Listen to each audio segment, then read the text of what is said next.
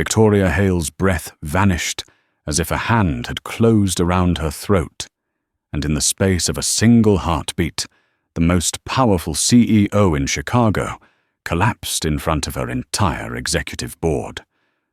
No one understood what had just happened, and that single horrifying moment would trigger a chain of events that would alter every fate in the room. The conference room on the 40th floor echoed with the sharp clatter of her expensive metal pen hitting the ground as Victoria's body crumpled onto the cold floor. Her eyes blown wide in a silent panic, her trembling fingers clawing at the air as if trying to grasp something slipping away.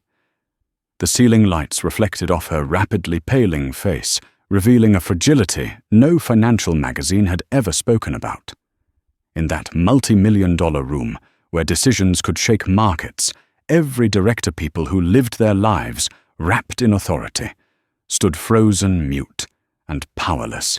Someone stammered, Is she joking?" Another stepped back by reflex, the scent of luxury perfume mixing with the rising stench of fear. No one moved. No one stepped forward. Not one person dared to soil their expensive shoes to save a life that was slipping away right in front of them. Then the doors burst open. Ethan Collins, 36 years old, his dark janitorial uniform still stained with streaks of mop water, pushed his supply cart into the room.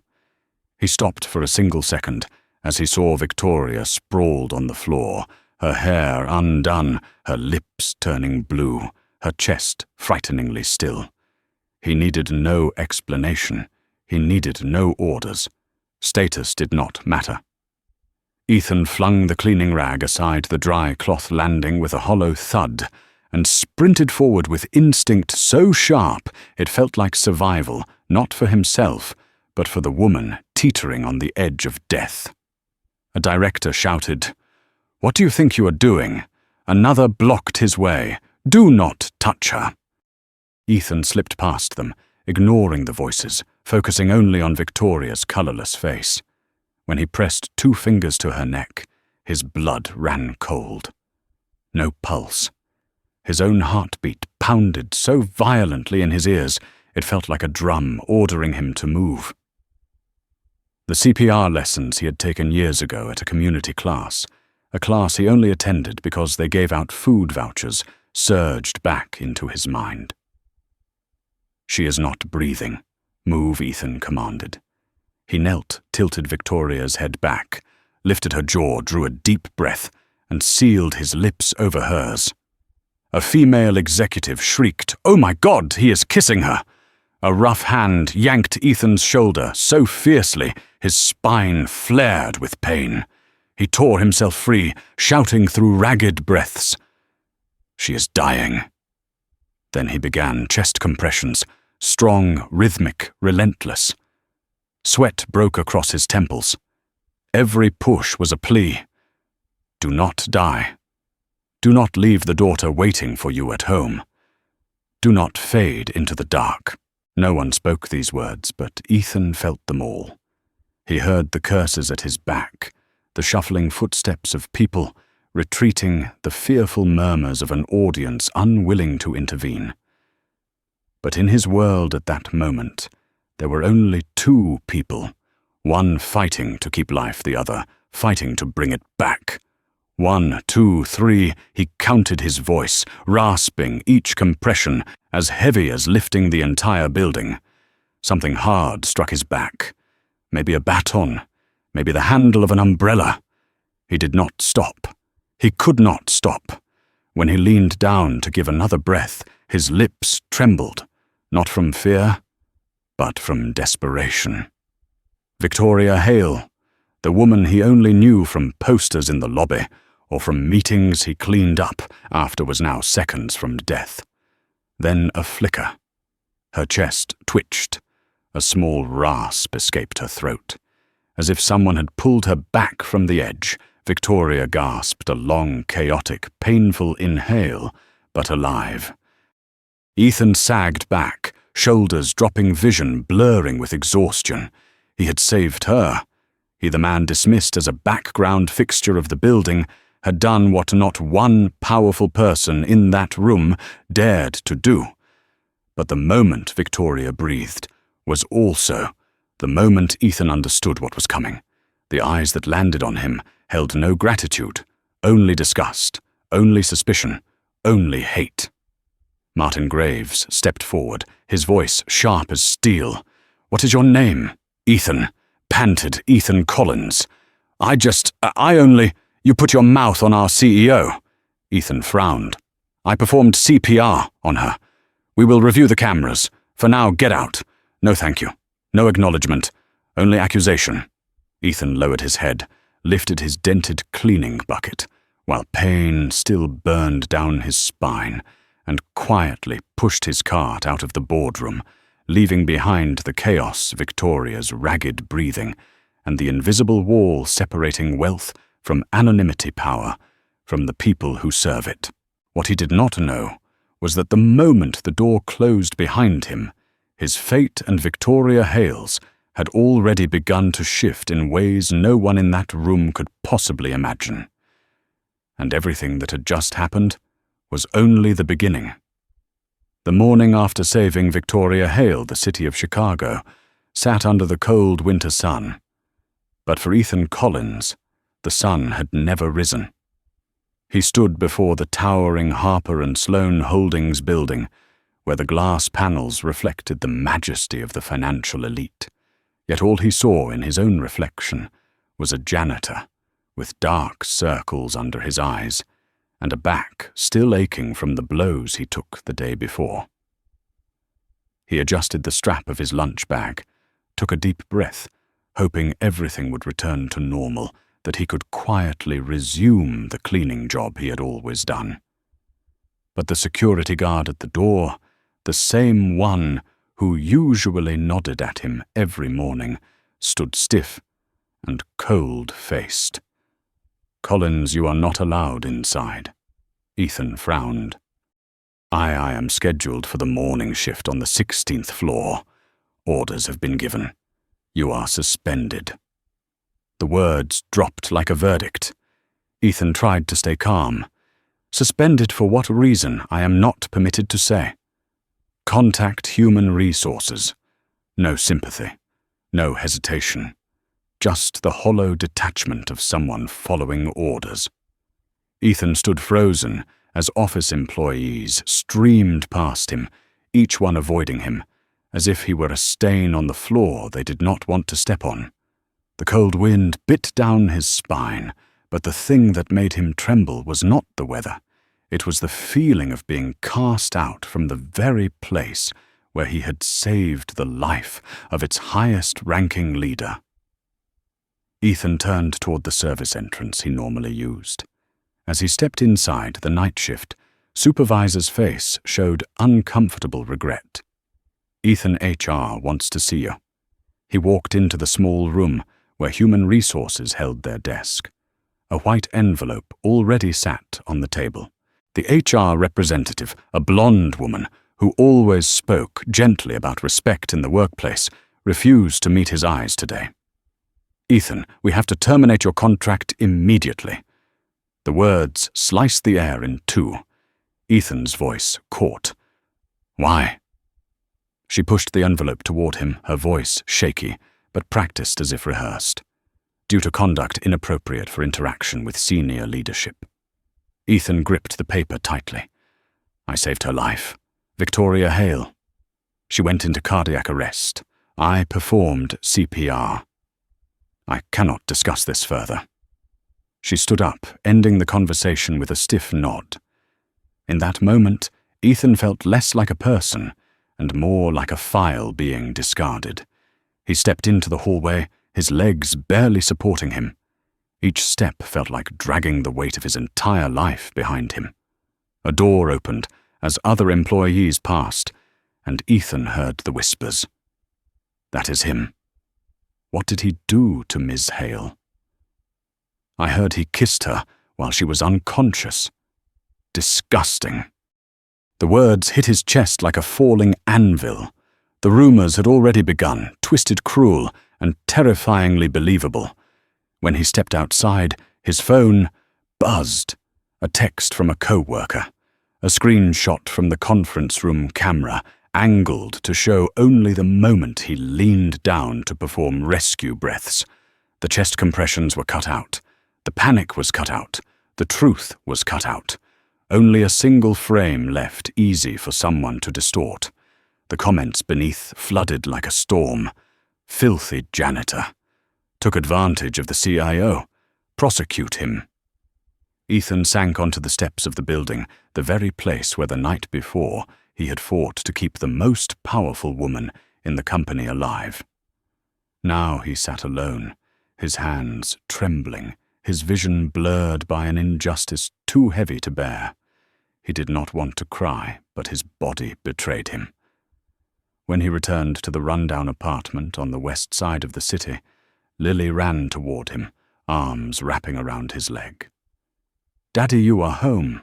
"Why are you home early?" Ethan forced a smile, though it twisted into something unrecognizable even to him.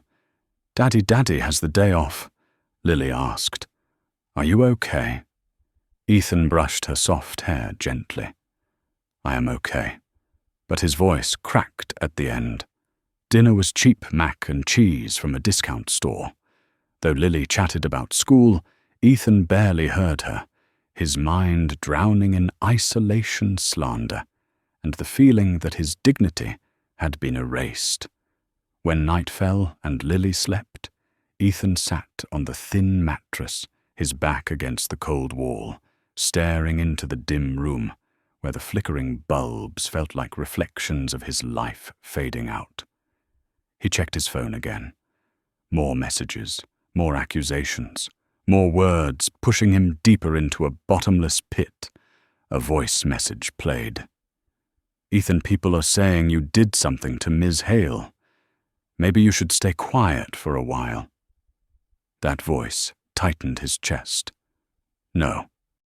That is not true," Ethan whispered, as if trying to hold on to a truth suffocating under layers of poisonous rumor. The next morning he applied for a position at another cleaning company. The manager looked at his file, then leaned in quietly.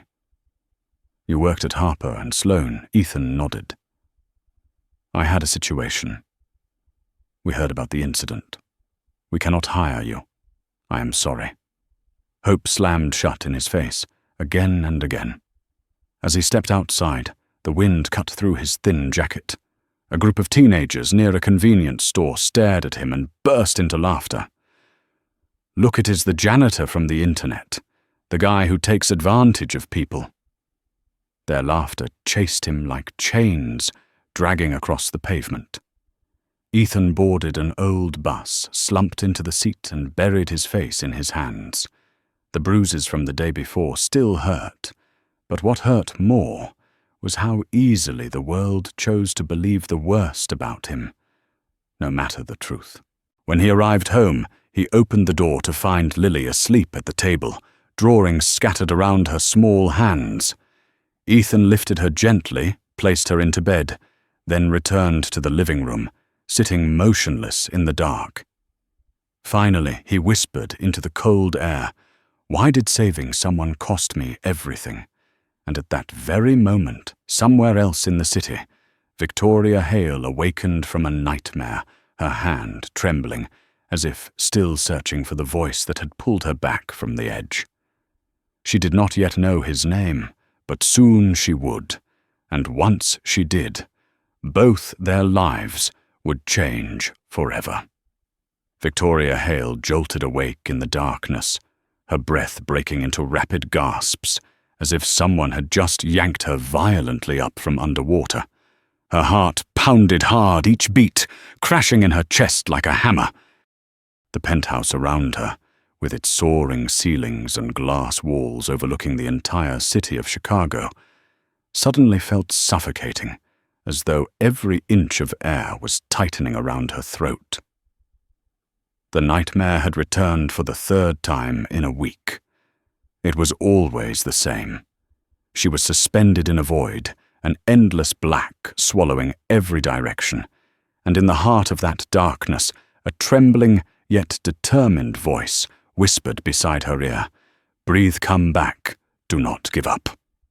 That voice dragged her back from the edge of death so forcefully that she always woke with the sensation of her chest still being pressed by strong, desperate hands.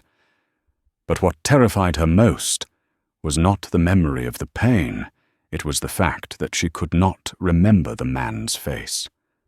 Only his voice, pleading, urgent, human, in a way no one in that cold boardroom had ever been toward her. Victoria inhaled deeply and stepped out of bed, her feet meeting the icy marble floor. The kitchen's golden lights flicked on automatically, casting her long shadow across the pristine white wall. Ever since waking in the hospital, everyone around her had avoided her questions about what happened before the paramedics arrived. Their answers were rehearsed identical. "Everything was handled appropriately, ma'am. There is nothing to worry about." That silence, that refusal to say more, chilled her to the bone. The most powerful people in that boardroom, the ones she trusted, had suddenly turned evasive. They did not speak. They avoided her eyes. They grew visibly uneasy whenever she asked about the moment her heart stopped. She held her coffee cup, her hand, still trembling faintly. The strong scent filled the room, but it could not wash away the unease sinking into her every cell. She sat at the wide kitchen counter, opened her laptop, and logged into Harper and Sloane's internal system. No email mentioned the incident. No incident report. No acknowledgement. No memo about their CEO being clinically dead for several minutes. They had erased every trace, and that erased trace only sharpened her suspicions. Someone had saved her.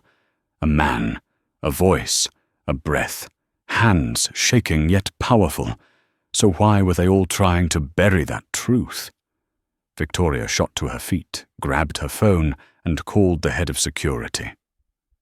"Marcus, I want the full recording from the conference room camera that morning. The full version." Marcus hesitated for a beat, then spoke cautiously.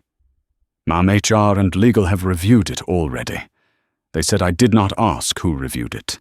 Victoria cut him off, her voice cold as steel. "I asked for the footage. Send it to my inbox. Now." A dry swallow crackled through the speaker. "Yes, ma'am." When the email arrived, Victoria drew a steadying breath and clicked the video. The screen showed her standing at the head of the table. Then her body wavered and collapsed like a soaked towel slipping off a hook. Executives lurched to their feet in panic. But the moment that stole her breath was the one that followed the moment the doors flew open and a man in a janitor's uniform burst in his cleaning cart, slamming into the wall. Victoria leaned in, her heart tightening as she watched the look in his eyes. He was terrified, but he did not run.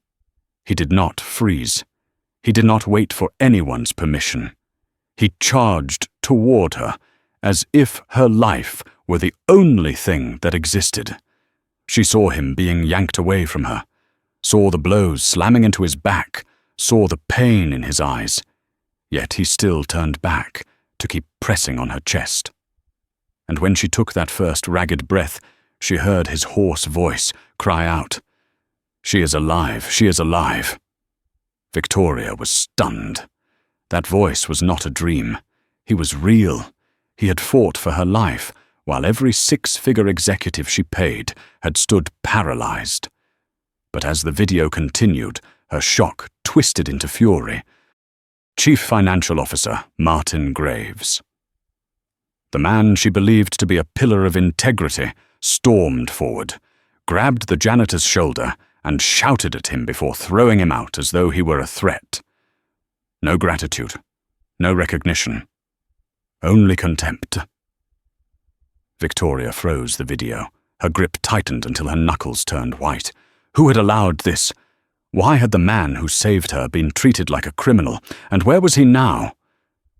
She called Marcus again. The man in the video. What is his name? Marcus hesitated. Ethan Collins, morning shift janitorial staff. Where is he now? HR reported that he was terminated. The silence that followed grew so sharp that Marcus could feel the anger forming, even though she hadn't spoken it yet. Victoria spoke slowly, every word a blade. Find his address. Find it now. Put it on my desk before noon. She hung up and walked to the window, staring at the restless streets below.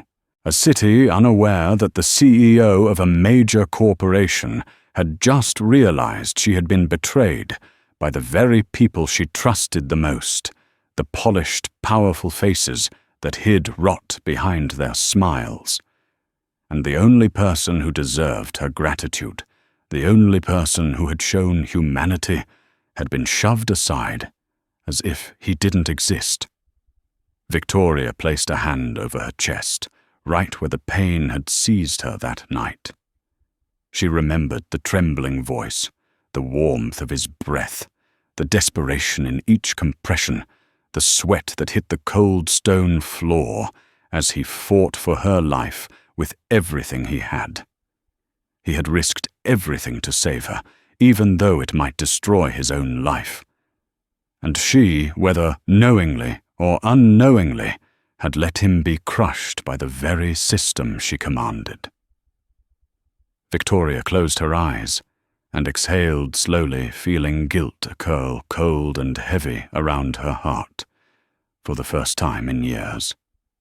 Ethan Collins, she whispered, I owe you a thank you, and more than that, I owe you my life. She did not know that at that very moment, Ethan was sitting in a dark room, his head in his hands, trying to understand why the world had turned on him after he had tried only to save another human being. But Victoria knew one thing for certain.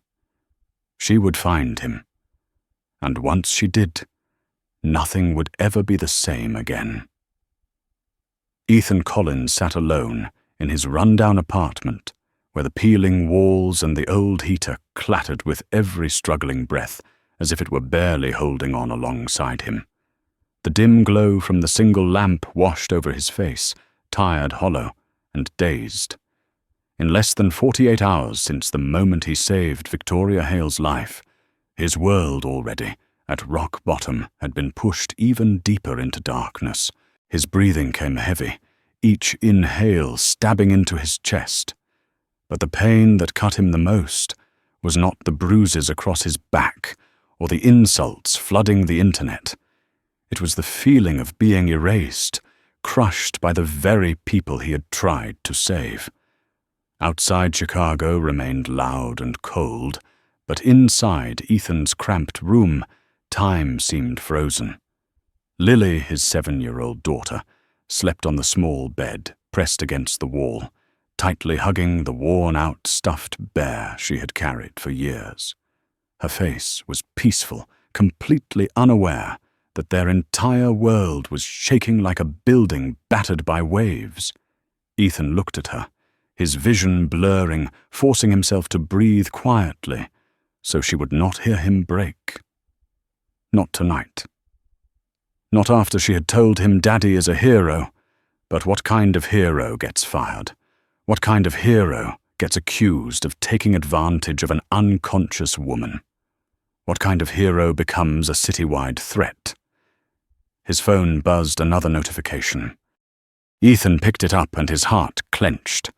A screenshot from the surveillance footage showing the moment he leaned down to give rescue breaths. 2 captions slashed across the bottom like blades carving into his mind. Janitor assaults unconscious CEO. Did Harper and Sloan cover up this attack? Ethan threw the phone aside, his hands trembling violently. He wanted to scream, wanted to explain, wanted to tear down every lie. But who would believe a fired janitor? Who would listen when the entire internet had already chosen the worst version of him. Panic tightened around him. He stood, but the room tilted. Cold seeped through his thin shirt, his legs shaking under him. He tried to walk toward the kitchen for water, but halfway there, his knees buckled, forcing him to grab the table just to stay upright. A harsh cough ripped through him, tearing at his chest. His body was so drained he could no longer tell if his breath was hot or cold. The metallic tang of blood crept up his throat, and he covered his mouth with his hand. Just exhaustion, he whispered to himself. It will pass. But he knew it was a lie. He had barely eaten in 2 days, barely slept, barely existed. The room spun relentlessly. He tried to force himself toward the bed, but his body refused to obey. Finally, he collapsed onto the floor, gasping in broken breaths.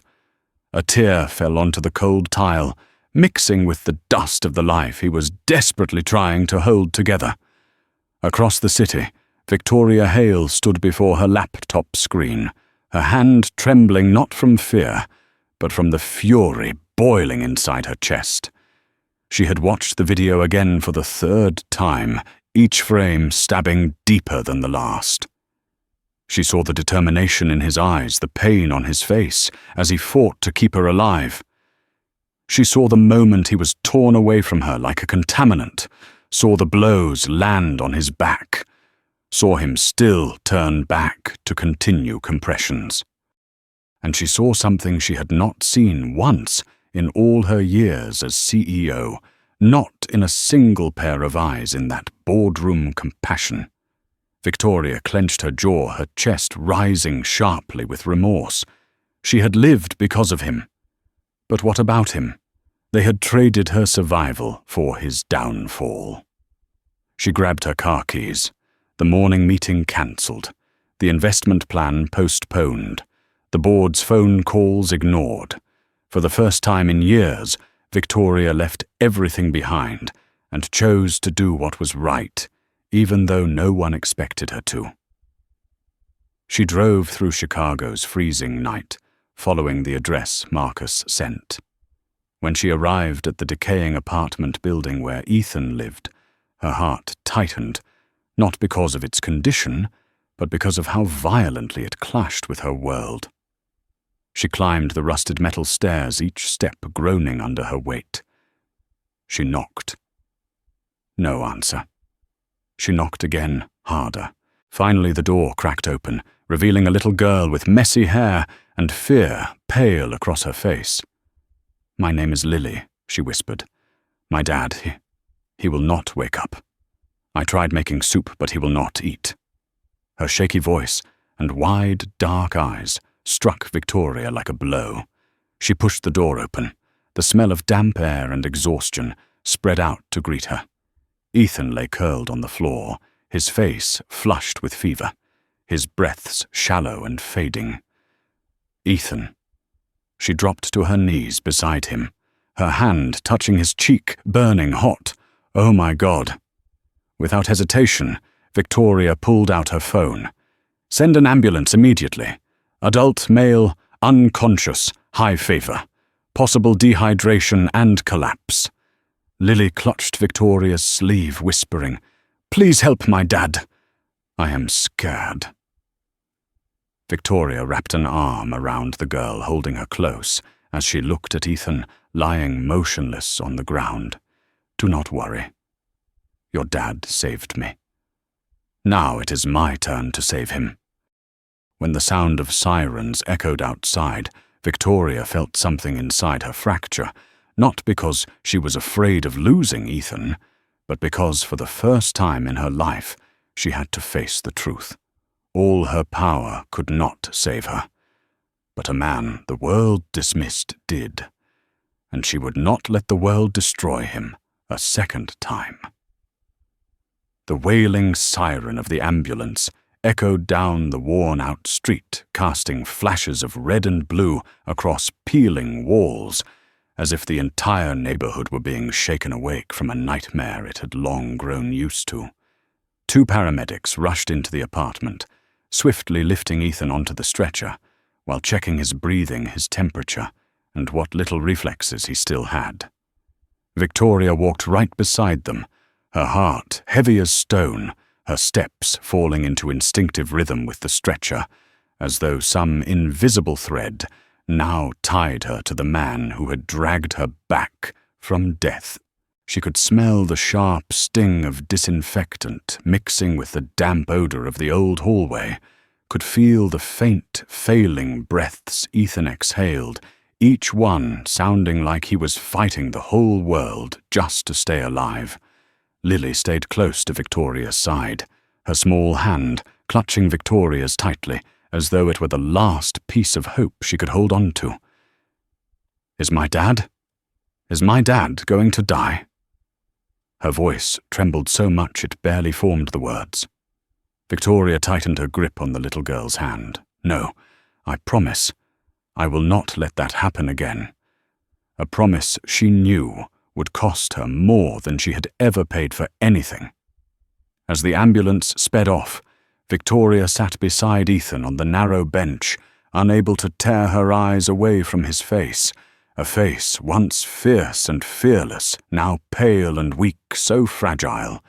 She found it hard to believe this was the same man who had poured every ounce of strength into pulling her back from the edge. A paramedic checked the monitor and spoke quickly. Blood pressure is dropping, heart rhythm unstable. Patient is severely depleted. Victoria bit down hard on her lip. A cold fury spread through her chest, not at Ethan, but at the system that had tossed him aside like trash, at the people dressed in suits whose souls were emptier than the dim apartment Lily called home, and at herself for not knowing, not asking, not standing up for the man who had risked everything to save her.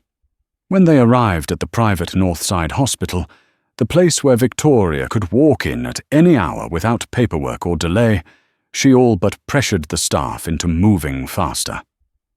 He needs emergency care right now. Everything he needs, I will cover it. No one dared hesitate.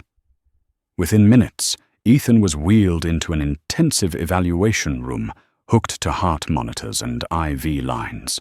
Victoria stood on the other side of the glass wall, feeling as though her own heart were strapped to every flickering number on the screen. Lily clutched her stuffed bear and leaned against Victoria's shoulder, small enough that Victoria could feel her shaky breaths. "Your dad is strong," Victoria whispered.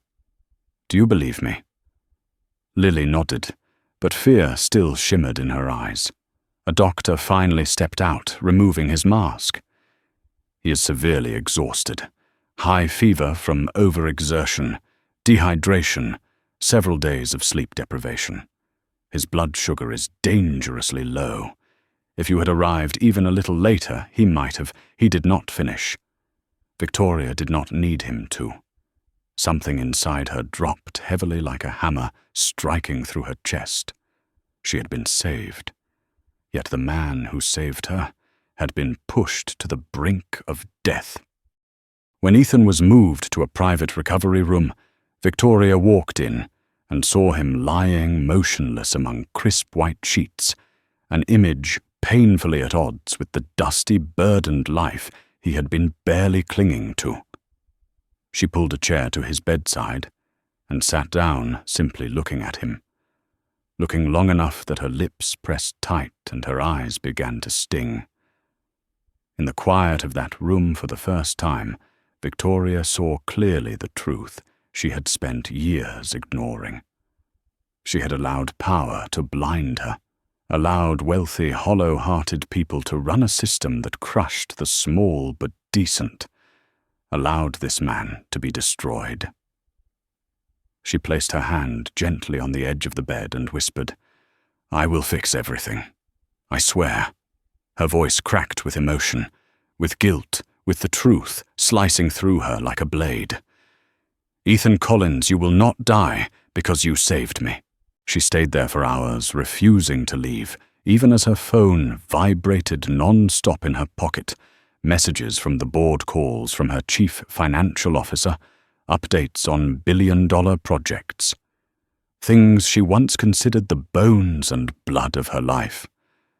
None of it mattered more than the faint breaths of the man lying in front of her. When Lily finally fell asleep on a chair from exhaustion, Victoria covered her with a blanket and returned to Ethan's side.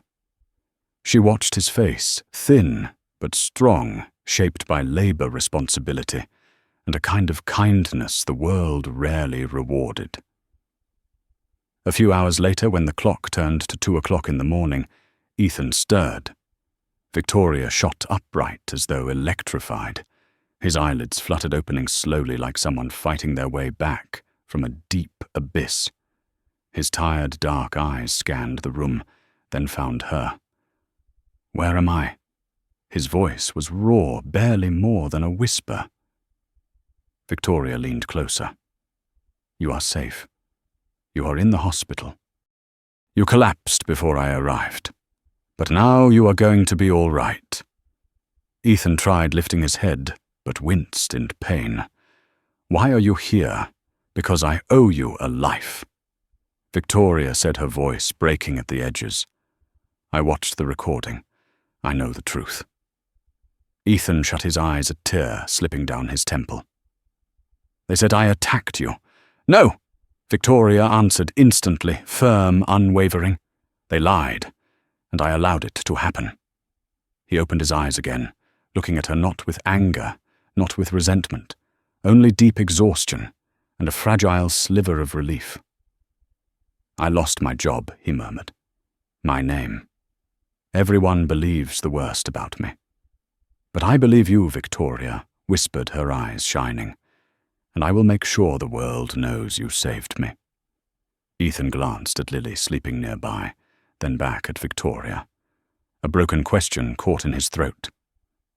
"What about her? I cannot lose everything." Victoria took his hand, not perfectly, but sincerely. "You will not lose anything else. From this moment on, everything I have power, influence, money, status, I will use to give you back the truth." Ethan looked at her for a long moment, his eyes red. And in that fragile second, in the stillness of the hospital room, something shifted. A man crushed by the world's cruelty. A woman standing at the top, betrayed by the very world she's built. Two lives from two opposite worlds, tied together by a single breath, the breath he had given her. And now she intended to return, with justice. Victoria sat again, her voice softer, but filled with steel. "Ethan, I promise your life will not end the way they tried to write it. It begins again from here." And in that quiet room, her words rose like the start of a new story, powerful and irreversible. On the first morning after Ethan regained consciousness, soft golden light filtered through the hospital window, casting a gentle glow across his face, a kind of tenderness life had not offered him in a very long time. Victoria Hale sat in the chair beside his bed, her back stiff from a sleepless night. Yet in her eyes there was a new kind of light, the light of someone who had just decided to confront what no one else dared, to touch the injustice of this world. Ethan opened his eyes, slowly blinking at the unfamiliar ceiling. His first sensation was weightlessness, as if someone had finally lifted a mountain off his chest. But then memory flooded back, the mocking laughter, the insults, the disgust on the faces of the very people he had risked his life to save. He turned and saw Victoria watching him, her gaze no longer the cold, distant stare of a CEO on a throne of power, but the eyes of someone genuinely taking responsibility for her own failures. "Are you feeling better?" Her voice was low, softened in a way even she seemed surprised by. Ethan swallowed his throat raw. "I still feel heavy, but I am alive." Victoria bowed her head slightly. "You are alive because you fought. Not everyone could have done what you did for me." Ethan studied her face. But I paid the price for it. Victoria did not look away. And I will return everything you have lost. Ethan let out a faint, bitter laugh, a sound like metal scraping against itself. What will you do? Fight the board. Fight the media. Fight every person who decided I was the villain before I even spoke a word. Victoria did not answer immediately. She rose from her seat, walked to the window, and clasped her hands behind her back. Her shadow stretched long across the white tiles, like a quiet vow. Ethan, she said slowly, you saved me with your own breath. So if the entire world stands on one side, I will stand on the other. I will stand with the truth. Ethan frowned, emotion burning through him like a rising tide. You do not know what they did to me. I lost my job. I lost my name. I cannot feed Lily with the truth. I cannot pay rent with courage. Victoria turned her gaze, sharpened like steel that had been forged in fire. I know. And I will not let it happen again. She reached into her jacket and pulled out a sealed, notarized envelope. This is an official statement. Your actions were emergency medical intervention, entirely legal by protocol, and the only reason I am still alive. Ethan looked at the document, as if it were a lifeline thrown into a storm. So they cannot call me an attacker anymore. No one ever had the right to call you that, Victoria said, bitterness tight in her voice. But now they will not dare. Not with my signature on this. Ethan took the paper, his trembling hands, revealing more than words could. For the first time since, everything collapsed. A fragile sense of peace flickered in his chest. But Victoria was not finished. There is more, she continued, placing another file on the table. I relocated Lily and Mrs. Janet to a temporary apartment. Fully furnished, safe, and free until you recover.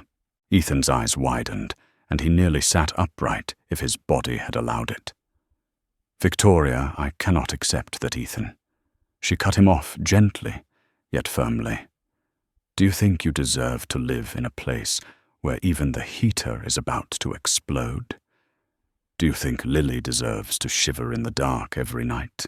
Ethan's voice cracked. I do not want people to think I am taking charity. Victoria stepped closer, her voice dropping to a tone sharp enough to slice through every insecurity he carried. This is not charity. This is justice. Justice for a man who did the right thing, even when an entire room full of powerful people treated him like dirt. And justice for a child who should never bear the weight of adult cruelty. Ethan drew in a long breath, his chest filling with something heavy, yet warm. You truly believe I have worth? Victoria met his eyes directly. Ethan Collins, you are not just worthy. You are proof of what this world has forgotten. Kindness does not need a title. Courage does not need a position. Ethan turned his face away, trying to hide the tear that escaped, not wanting her to see him break. But Victoria saw everything. She continued, I want to offer you an opportunity, a new role, a new beginning. Ethan turned back, his eyes red. What role? Victoria inhaled deeply, as if preparing to rewrite the future of her entire company. I want you to become the director of employee wellness programs. Ethan froze, stunned as if struck. His heartbeat pounded in his ears like a drum. You are joking. I am a janitor. I have never even worked in a real office. Exactly, Victoria said softly. That is why you are the right person. Ethan let out a breathless laugh, filled with disbelief and fear. I have no degree, no management experience. No, you have heart. Victoria interrupted. You know what it feels like to be ignored. You know what it feels like to be looked down on. You know the cruelty of this system, And because you understand it, you can change it. Ethan could not speak. Outside the window, the morning breeze stirred the leaves, sunlight spilling gently over the white hospital bed. He looked down at his hands, rough and scarred from labor. Yet they were the same hands that had pulled someone back from the edge of death. "Victoria," he whispered at last, "I am scared. I am scared to step into a place that is not meant for me. I am scared they will look at me like trash again." Victoria stepped closer, placing her hand on the rail of the bed, her gaze unwavering. "Ethan, no one gets to decide where you belong. Not them. Not me. Not the world. Only you." A deep silence filled the room, not heavy but profound, as if something unseen was forming between them, slow but powerful, like a spring bubbling beneath frozen ground. Ethan looked up, uncertainty still in his eyes, but beneath it, a small spark glowed, the spark of a belief that had just begun to rise. "I need time to think." Victoria nodded. "You will have all the time you need." She walked toward the door, paused and said, softly but firmly enough to make Ethan's heart tremble, "Ethan, you are no longer invisible." And when the door closed, Ethan leaned back against the pillow, and for the first time in many days, he allowed himself to imagine a future not drowned in shadows, a future that might begin with that single offer, a future where he could stand tall again, a future where justice might finally be his. 4 days after leaving the hospital, Ethan Collins stood silently before the amber-colored wooden door of his new apartment, a place clean, bright, and larger than anything he had ever dared to imagine. When he pushed the door open, a gentle warmth wrapped around his still weak body, the complete opposite of the skin, cutting cold from the run-down home he had lived in before. The soft material of the carpet under his feet reminded him that sometimes life could shift in a single moment, even if that moment came with a great deal of pain. Molly ran out from the kitchen, her eyes sparkling like 2 tiny stars. "Daddy, Daddy, there is a real kitchen, a big fridge, and I have new paints too." She held up a box of colored pencils, a small item that carried enormous joy for a child who had grown up learning how to live with very little. Mrs. Janet stood in the kitchen as well, her hand resting on the brand new walker provided by the hospital upon Victoria's request, emotion welling so deeply in her eyes she could hardly hide it. "Ethan, my goodness, I never thought I would live in a place like this," she whispered, her voice trembling. Ethan smiled faintly. "The CEO of all Chicago personally came to our home, Mrs. Janet.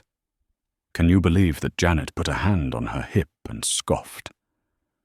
What surprises me is not that a rich woman knows how to show gratitude, but that the rest of those rich folks don't." Ethan chuckled, the first real smile he had allowed himself since everything happened. He stepped farther into the living room. The beige walls, the soft sofa, the faint scent of new wood.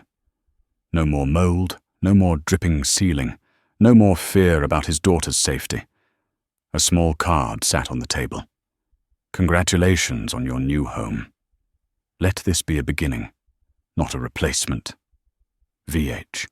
Ethan looked at the handwriting, his breath catching for a moment. He remembered Victoria's eyes in the hospital, filled with guilt, determination, and a sincerity rare for someone who led a massive corporation. But he refused to let himself misunderstand her kindness. This was compensation justice, nothing more. He repeated that to himself, though his heart still faltered whenever he recalled her voice telling him he was no longer invisible.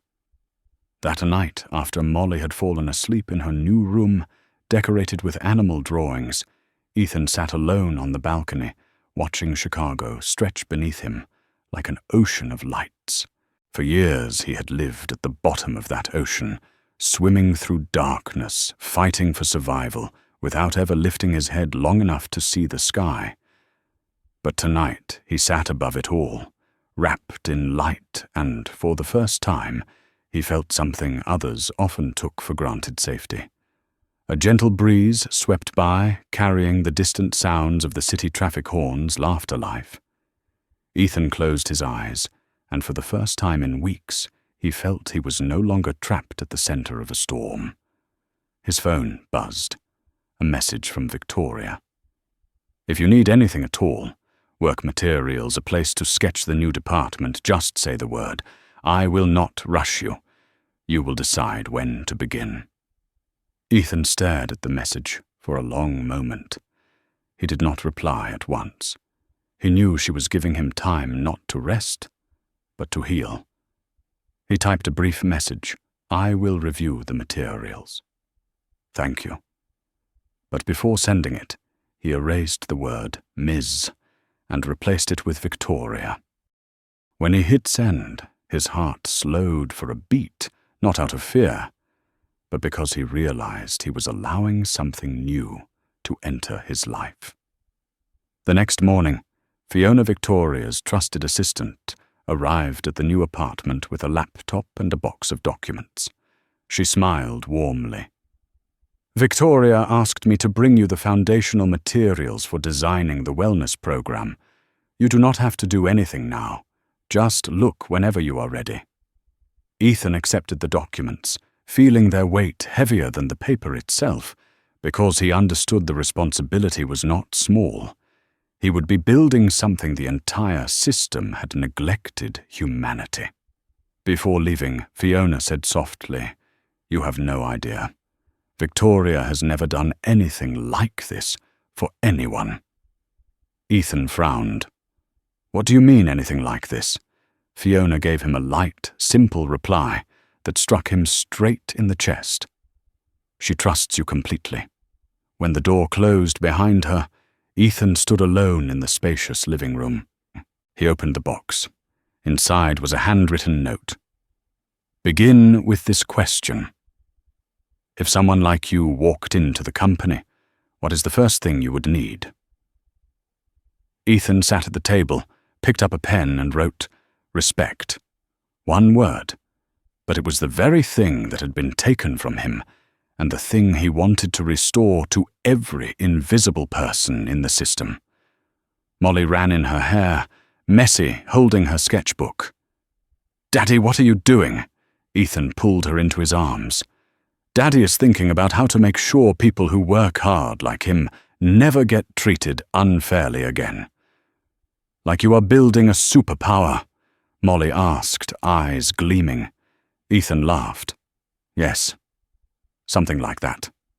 When night fell again, Ethan returned to the balcony.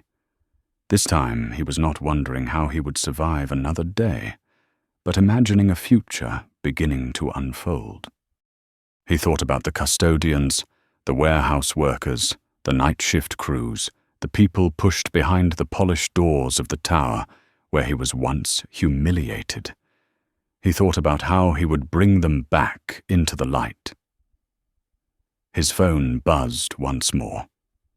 A message from Victoria. "Tomorrow I will visit the design office to review the space for the new department. If you want to join me, I will wait." Ethan read it, warmth blooming across his chest like a small flame. He typed back, "I will come." No flourish, no hesitation, but enough to mark a step beyond fear. When he set his phone down, he leaned back in his chair. For the first time in a life full of storms, he felt a path opening ahead of him, not a path for someone cast aside, but for someone being called into the center of change. And he understood one thing: this new beginning was not meant only for him. It was for everyone who had never been seen. A beginning lit by the breath he had given, and by the promise of the most powerful woman in the city who had decided that a life saved deserved a life rebuilt. That morning, Chicago was wrapped in a thin veil of mist soft as gray velvet, and as Ethan Collins stood in front of the new annex building of Harper and Sloan Holdings, he felt a faint tremor in his palms, a mixture of anxiety, fear, and a fragile thread of hope. The tall glass panels reflected the sky like an unscalable barrier, but today, for the first time in his life, he was walking in not as a janitor, not as a shadow passing through night shifts, but as someone invited to help build an entirely new internal program. When the revolving door opened warm air and the scent of new wood washed over him, the receptionist smiled, a gesture he was not accustomed to receiving. "Welcome, Mr. Collins. Your meeting room and temporary office are ready." He could not respond right away. In the past, no one remembered his name. But today it was spoken with kindness. He stepped inside the elevator, his heartbeat pounding in sync with each floor flashing on the panel. "Third floor?" "Here." When the doors opened, he saw Victoria Hale standing near the large window, a cup of coffee in hand, her gaze quietly fixed on the crowd below. Light framed her hair in a soft halo, yet her posture carried undeniable resolve. "You came," she said, not turning around, but her voice no longer wrapped in the armor of corporate authority. Ethan approached a knot twisting inside him. "I nearly didn't." "Why?" Victoria asked, finally turning her eyes serious but gentle. Ethan exhaled the sound, heavy, as if weighted by his entire life. "Because I am scared." Scared of what Ethan looked at his calloused hands. Scared of walking into a place I do not belong. Victoria stepped closer, leaving only a few feet between them. "You belong here because you understand something they never have. You know the pain of those who are forgotten. No business school teaches that." Ethan did not respond, but inside him, a door cracked open. Victoria guided him through the open floor, a wide hall with long tables and glass windows overlooking the river in the distance. "This floor will be the new wellness center," she explained. "Every policy benefit and support system for the employees, personal, financial, and mental, will be created here." Ethan froze. "You want me to lead this?" No, Victoria corrected her voice, steady. "I want you to build it from the ground up." Ethan swallowed hard. A memory flickered him, kneeling on the boardroom floor, screams, insults, blows to his back. He remembered the eyes of those executives, seeing him as a nuisance rather than the man who saved the CEO's life. And now he stood in a sunlit room, while the very CEO asked him to build a new future for people like him. "I do not know where to start," Ethan admitted. Victoria placed a folder on the table. "You already started. Your notes in the file I sent about respect, transparency, childcare support, that is the foundation." Ethan flushed, slightly embarrassed, as though caught revealing his private thoughts. "I just wrote down what I felt." "And what you felt," Victoria said, stepping closer, "is exactly what management has forgotten." A team of architects and managers entered. Victoria introduced him. "This is Ethan Collins. He will decide how this space is laid out." Ethan frowned. "May I decide?" A well-dressed architect nodded politely. "Yes, sir. We need to understand how you envision the department operating." Ethan hesitated, but Victoria gave him a small nod. "Go ahead." He took a breath, picked up a marker, and turned to the large paper board. First he began, his voice uncertain but honest. "I want natural light. The night shift workers, the warehouse staff, the people who never see daylight, they need to feel they belong here too." He drew a long line to represent wide open windows. Second, he continued steadier. "Now I want an area for employees' children. Sometimes parents run late or emergencies happen. No one should have to choose between work and their child." Another circle appeared on the board. Third, a real mental and financial counseling room. Not a storage closet pretending to be one. A real room with soft chairs and warm light, a place where people can breathe when they are overwhelmed. A soft, rectangular shape took form. Everyone listened quietly, and Victoria watched him with growing confidence. Finally, Ethan said, voice dipping low, an emergency support fund. The people who work the hardest often live the most precarious lives. They don't fall because they are lazy. They fall because they never had a hand to steady them.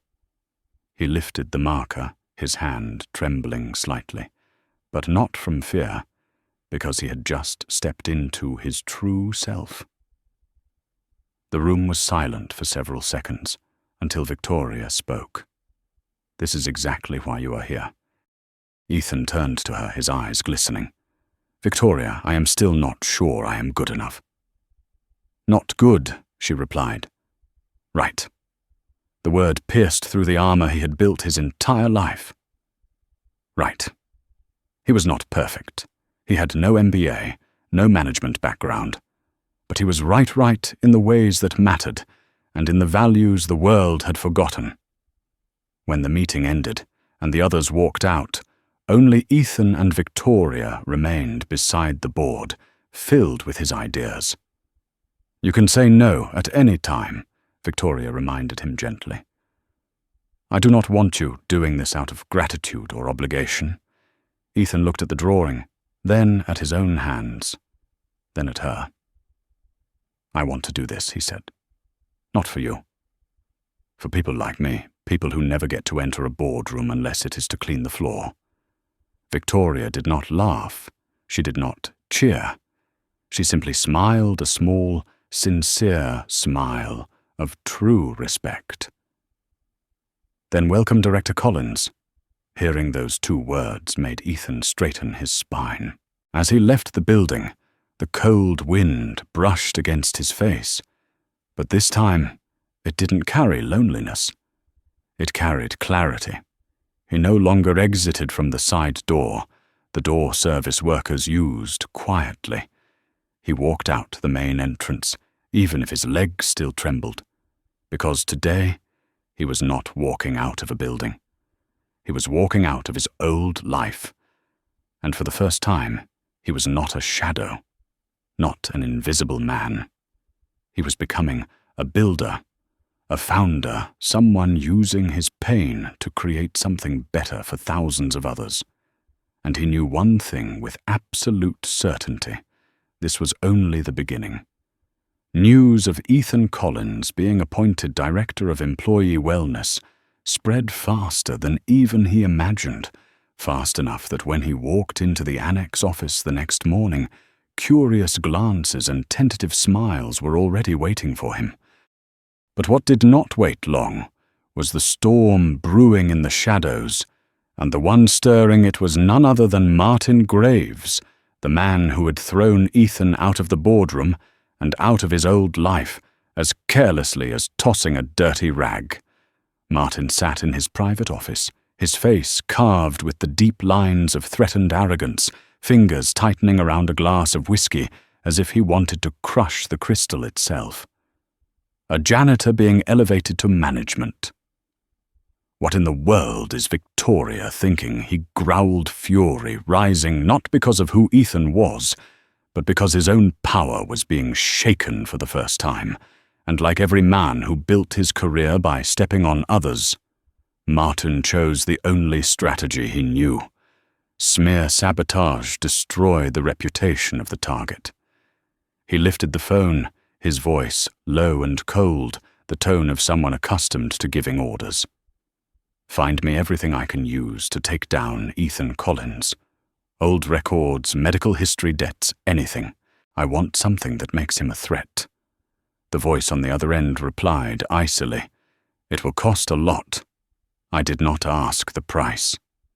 Martin said, eyes narrowing with venom, "I asked for results." Meanwhile, Ethan had no idea his life was about to be dragged back into the very mud that once consumed him. He spent the morning revising design layouts and meeting with the counseling advisory team, fighting through the lingering feeling that he was not good enough, not deserving enough to lead something this important. But every time doubt surfaced, he recalled Victoria's words. "You do not need to be perfect. You just need to be right." At noon, just as Ethan returned to his desk, his phone buzzed. A message from Fiona. "You need to come to the third-floor conference room. Now. It is urgent." Ethan felt his stomach tighten instantly. He walked quickly down the hall, opened the door, and saw Victoria standing there, anger simmering on her face, anger not aimed at him. On the table sat an open laptop displaying a wave of online posts, old debt files from years ago, the eviction notice from his former apartment, and even a petty offense from his teenage years, a minor violation, when he stole cough syrup to treat his sick mother because they could not afford medication. Ethan felt his stomach drop. No, how did they, Martin Victoria, cut in her voice, sharp as a blade. "He is behind this." Ethan stared at the words flashing on the screen, new wellness director, once evicted from his home. Harper & Sloan entrusts employee well-being to a man with a criminal past. Is the CEO glorifying a fraud? Every line was a punch to the chest.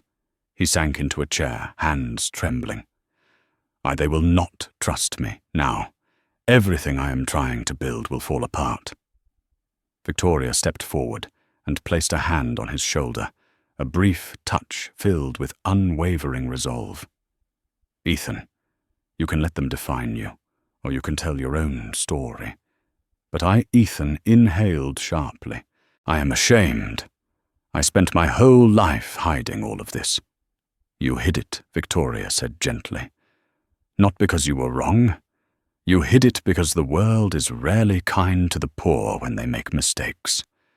Ethan lifted his gaze, eyes blurred with tears. "So what do I do?" She answered immediately. "You tell the truth. In front of everyone. No defensiveness, no excuses. Just you."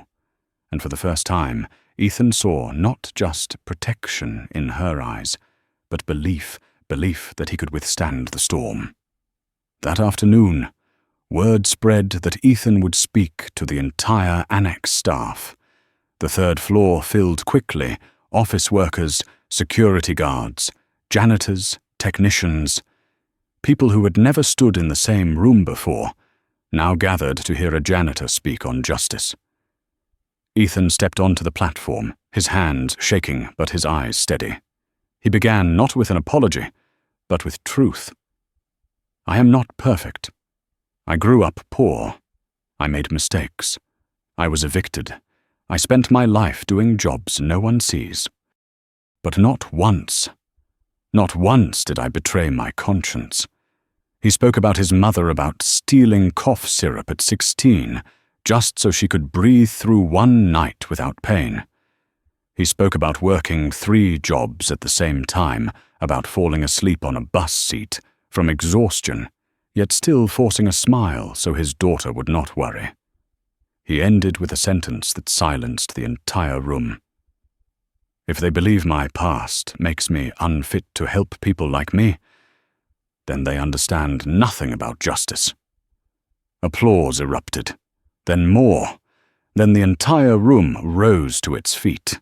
Ethan stood there overwhelmed, but he knew he had just reclaimed his story. Meanwhile, on the top floor of the headquarters, Martin Graves slammed his phone onto the desk, his face flushed with rage. He had not expected the janitor to stand firm.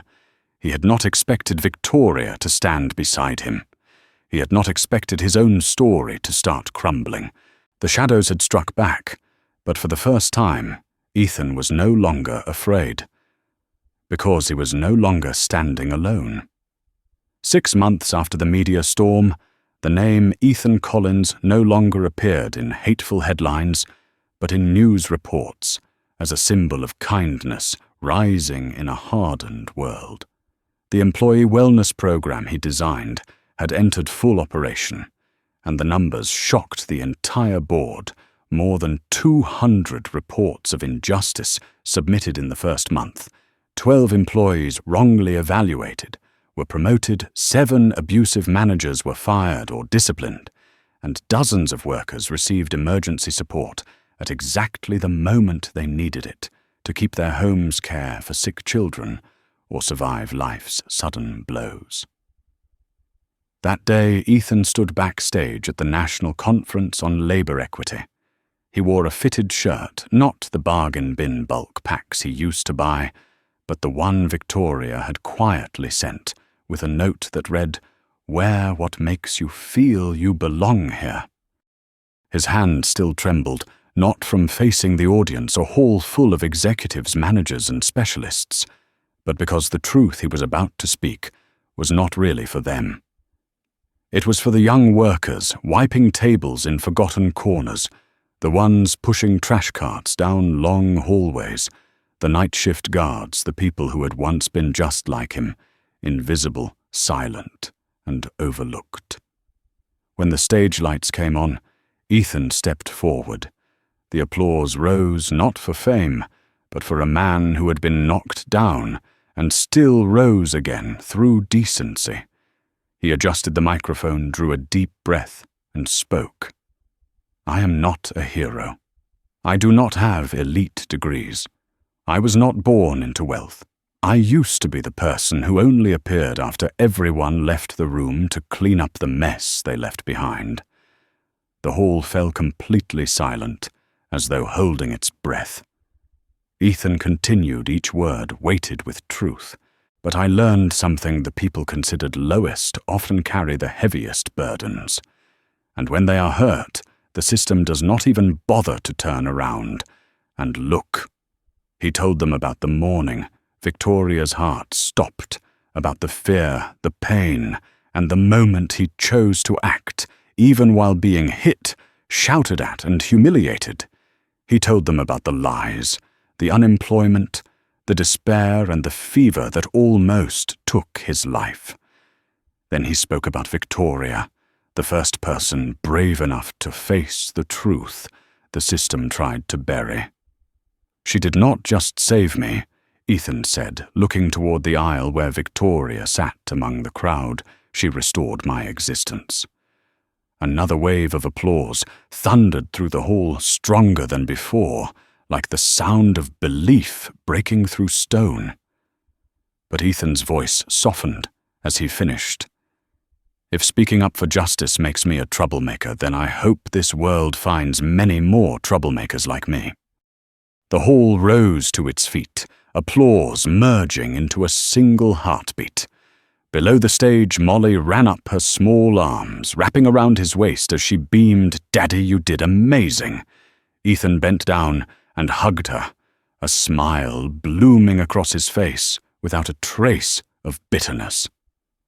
A moment later, Victoria approached, not interrupting the family moment, standing just a step away, her eyes filled with pride. "You have changed more than this company," she said, when Ethan walked toward her. "You have changed the way people see those who were once forgotten." Ethan looked at her, his smile soft but deep. "I only did what was right." "No," Victoria replied gently. "You did what was brave." They stood side by side, saying nothing more, yet both understanding that the change they created was not written in corporate policy or leadership reports. It lived in the hearts of those who now knew that justice does not come from power, but from kindness that dares to rise.